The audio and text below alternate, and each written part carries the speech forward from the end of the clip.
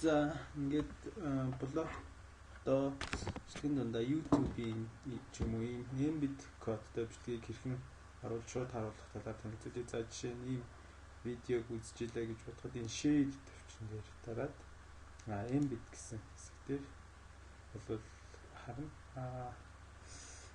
Энэ жоохон алдаа биччихлээ. За яг ингээд энэ дээр бол доотлолт нь хэмжээг нь бас харж болдог гэж байна. За тэгэхээр энэ хацаад байна үү?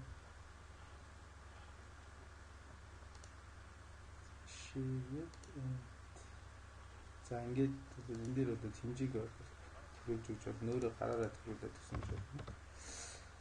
За тэгээд энэ кодоо бол хуульж авна. За тэгээд эндээ бол оруулахдаа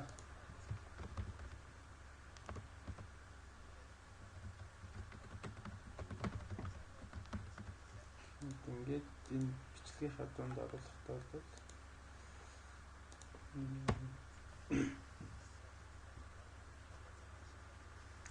жоохон гацчихлаа.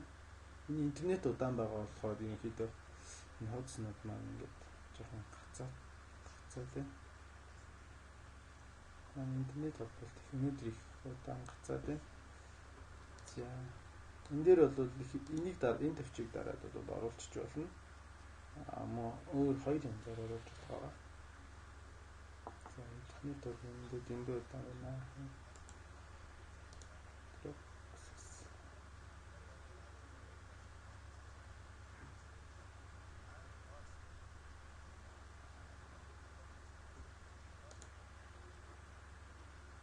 Тэгээд сая YouTube-ийн хавчлалыг хаалгүй бас үзээдсэн юм. За ингээд энэ цохонд бол код оруулаад оруул гэж оруулчих болно. За эхлээ. За тэгээд энэ бичлэгийг голлуулах ч юм уу оруулж болно. За бас нэг оруулахаар нь бол энэ HTML гэсэн төвчөнд дээр очиад код source-ыг харж байгаа болчих болно. За энэ дээр бол info бодлоо. За энэ видеог би 2 удаа оруулчихлаа тийм.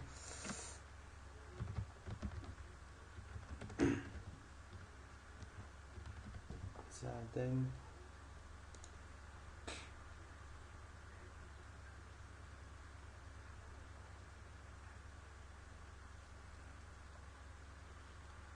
за ингээд бол YouTube туршилт гэсэн байдлаар бол бичлэгүүд маань YouTube-ийн видео оруулсан. За өөр YouTube ч биш өөр юм embed код ашигласан юм видеонуудыг ерөнхийдөө харуулж болдог. За бүр кодын дундаас нь ч гэсэн аваад кодын аваад оруулж болно. За жишээ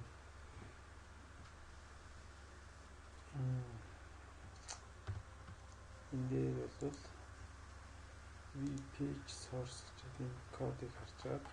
Энэ бол саяны видеоны код хэрэг олж авч чадвал жишээ заавал энэ YouTube-ийн видео биш өөр жишээ энэ видеог бол аваад харуулчих болно. Жишээ нь саяны видеоны код ингээ харагдаж байна. Энийг копидж аваад саяны embed гэсэн шиг яг адилхан харуулчих болно гэсэн. За энийг дахиад нэг саяны видео аваад үзье. За би сая тэр юм дундаас авсан код оруулж байна. Арай за сая би код авахта 2 видео зэрэг оруулсан. Ингээд 4 болчихлоо тий. За иймэрхүү байдлаар бол оруулах гэж видео оруулж байна.